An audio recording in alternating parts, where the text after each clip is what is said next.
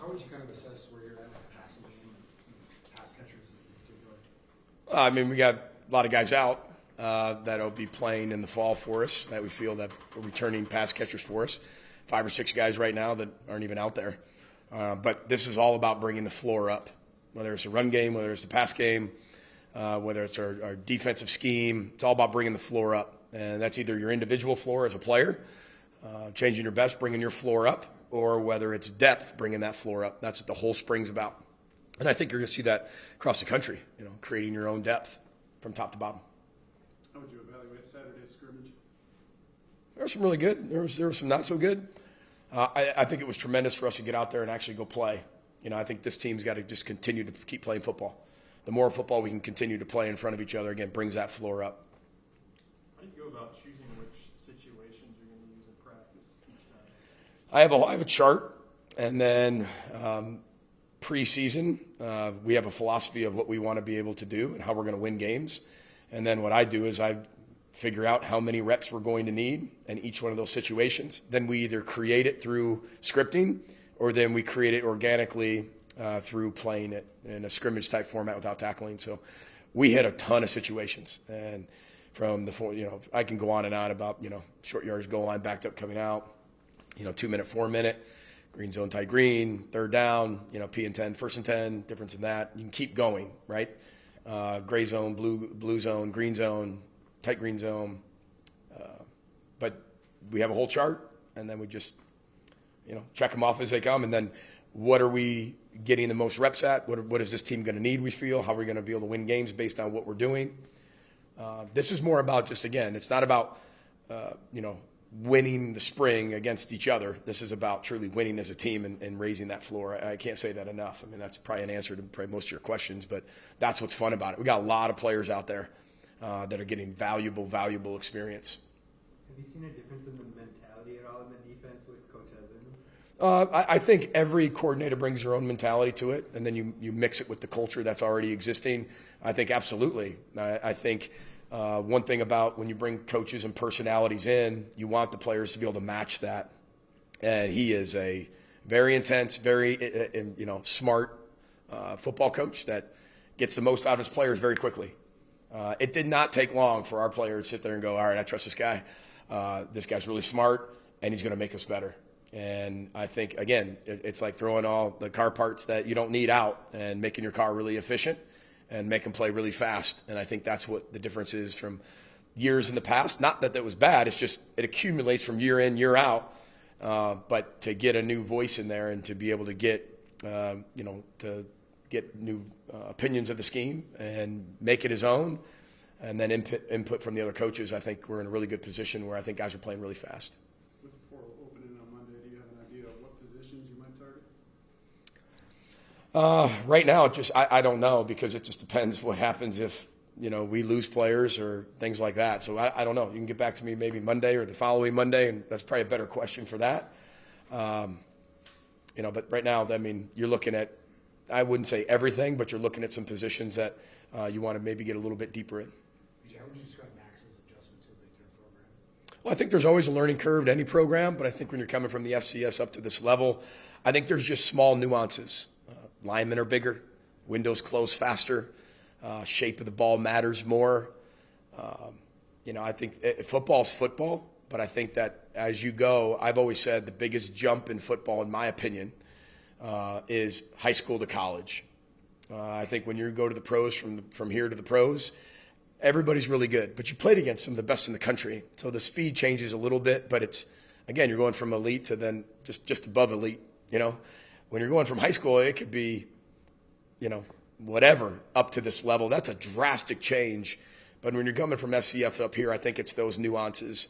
I think he's adapted and adjusted really well to it, but I think he's also very aware of them too. One thing about Max is he has no problem being aware of what he has to continue to get better at. He doesn't think he has all the answers. He is a sponge on the field, off the field, about the game, situationally, and then even himself. I told our team, I mean, you got to be really important to yourself, and you got to be able to take your floor and bring it up. And I think he's a guy that sets the tone with that every day. What have you seen from the secondary room? Just obviously make another big play this week at this practice. Just what have you seen and their growth in the transfers as well? Well, we've talked about, you know, how we talk about 78% ball, tackling, explosive plays, and our secondary right now. Again, we've got a lot of guys that are from off-season cleanups, right? And so they're not participating in spring. But when you look at the competition that's going on right now, especially with a lot of the young guys are making plays back there. I mean, they're playing incredibly fast, making plays, getting their hands on the ball, getting PBUs, getting picks, making really hard catches, and making huge plays out of them. And that's what we're going to need in 2024. We did not create enough of that last year. We've been doing a lot of off-season studies of teams that were here and went down to here and why. And then teams that were here and went to here and then maybe back down to here and why, right? And it all fits around the ball. It all fits around tackling, and it all fits around explosive plays, offensively and defensively. And if you can eliminate them on defense and create them and create the takeaways, you're going to be a really good defense. If you can be able to create explosive plays, take care of the ball, you're going to be a good offense. Sometimes we make it harder than it is, but that's the simplistic piece of it, and I think that's what they're getting better at. PJ, you talked about your skilled playmakers not being out here, not being available. How do you think that affects Some, we're creating others. For sure. Yeah. How do you think that affects Mac's growth in this offense and getting comfortable with nuances if they're not out there, all of them? Well, first, you don't have a lot of control over that. You know, guys have off-season cleanups. We're going to make sure we get through the spring really healthy with them, and then they got the whole summer to be able to match up with that. And then that's what training camp's for, and, you know, you just keep practicing. You know, that's part of it. But he's very, very mature. He's going to catch up very quickly.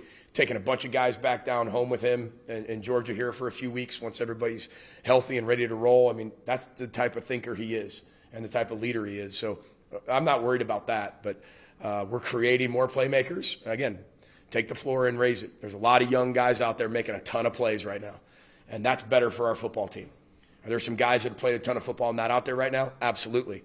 But that makes the quarterback have to be able to even be better, because either the catch radius isn't as big, the windows aren't going to be as big, the separation might not be there as much, and you got to be better than maybe you would even have to be in a game. And I think that's making him better as we continue to take the floor and raise it up. If there's one playmaker stepping up that you've seen throughout this entire spring, who is that guy? Well, I think you look at CA, one of our running backs. You know, I mean, we got a lot of running backs out right now, or they're in and they're limited. But when you look at him, I mean, he's coming here, and, you know, he was a really good player back where he came from, and especially his freshman year, and he's had to learn a lot. But he's made a ton of plays from the run game to the pass game. I've been really impressed with what he's been able to do. You know, I think a guy like Pierce Walsh has really come on strong as a freshman, as a tight end, and he's gained the weight that he needed to gain. But, boy, he can run and he can catch and he can block and he's tough. That's fun to always see. And then I think Nuke Hayes has made a bunch of plays the last few days, you know, and that's fun. He had a great scrimmage on Saturday. And that's what's fun about creating that depth. Who are the next guys? You know, this thing moves really fast. I mean, really fast. So you've got to evaluate, maybe even faster than you have, and you know, and keep developing. Take one or two more for Coach. Some moving pieces on the offensive line. What's stood out about that? Well, yeah, it's spring. You know, remember, you're not winning the job in the spring. We're finding out what we have as a football team to set ourselves up to go compete for a job in training camp and go win the job.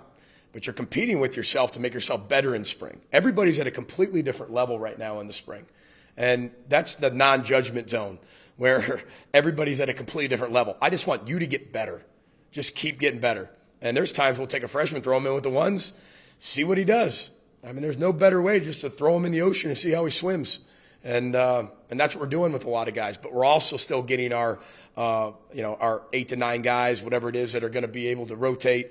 Who's going to be that 5th, 6th guy? You know, what does it look like in multiple lineman sets? And go on and on. We're creating depth at positions. What positions can other guys take? What can they learn? Can they move down to play guard? Who's the third center?